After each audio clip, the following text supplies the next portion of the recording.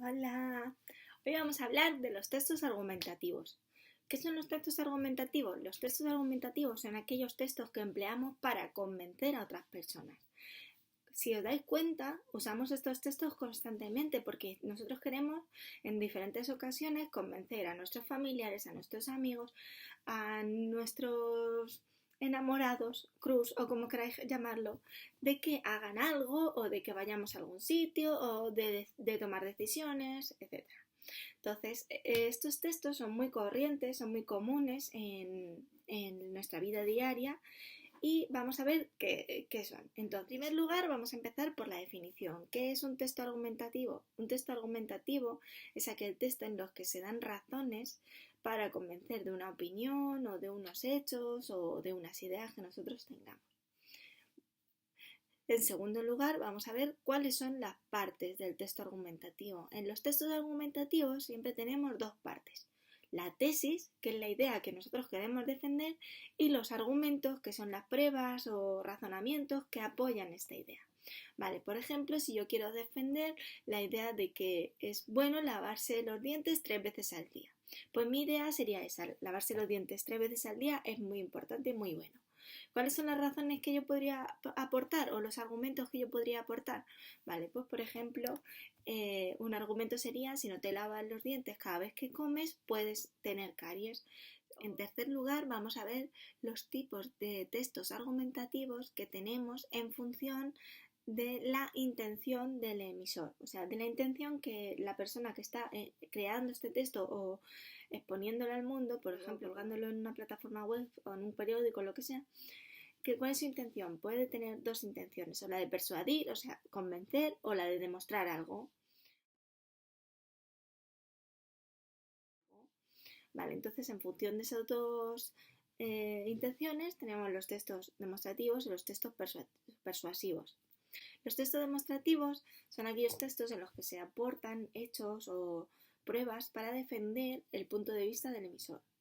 Por ejemplo, os pongo en los apuntes que por ejemplo, un texto sobre cómo formas de superar el coronavirus, pues en él se tendrían que aportar pruebas. Por ejemplo, las pruebas demuestran que si te lavas las manos constantemente puedes superar el coronavirus, o si tienes un sistema inmune bien desarrollado y no tienes ninguna patología, puedes superar esta enfermedad, etcétera. Entonces se aportan los datos, las pruebas, algo para sustentar el texto.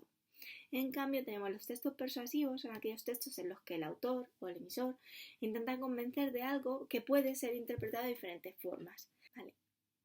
Un texto argumentativo en este caso podría ser apoyar al Partido Socialista Obrero Español, que se encuentra actualmente en el gobierno de nuestro país, pero aunque nosotros defendiéramos esta idea, hay diferentes posturas. Hay gente que no apoya este partido, que apoya a otros, y todas las opciones son defendibles en este caso. Entonces, aunque nosotros aportemos pruebas o datos o no las aportemos, solamente hablemos desde nuestros convencimientos personales, debemos saber que hay diferentes posturas y nuestra postura no tiene que ser siempre la más correcta o la que debamos seguir todos.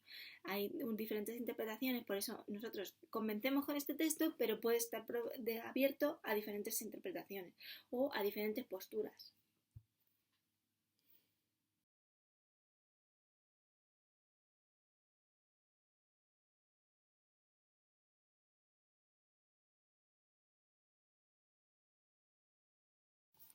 Por último, vamos a hablar de la demostración. Vale.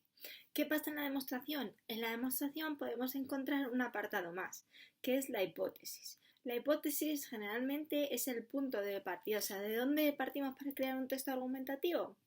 Pues vamos a partir de algo. Por ejemplo, si yo quiero escribir un texto argumentativo sobre el valor del ejercicio en el cuerpo humano, pues parto de: ¿es bueno el ejercicio en el cuerpo humano? En este caso se trataría de una pregunta retórica que inicia mi texto.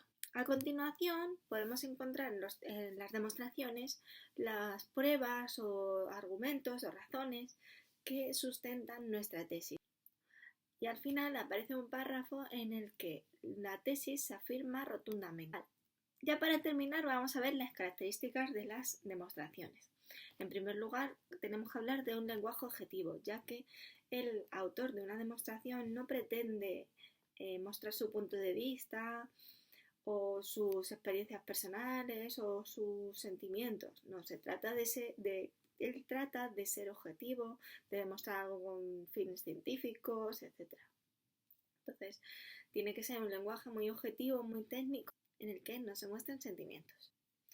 Por último, en los textos demostrativos lo que se utiliza son muchos conectores para unir las razones o argumentos con la tesis. ¿Por qué? Porque suele haber una relación de causa y consecuencia. O sea, una causa crea una consecuencia. Por ejemplo, en este caso podríamos hablar de una causa. Tenemos que estar encerrados en casa por la crisis epidemiológica. Vale, ¿cuál es la consecuencia de esta causa? Es que vamos a tener que teletrabajar en casa. Entonces, una causa, una consecuencia. ¿Cómo unimos estas dos en un texto completo, bien redactado, con coherencia, cohesión?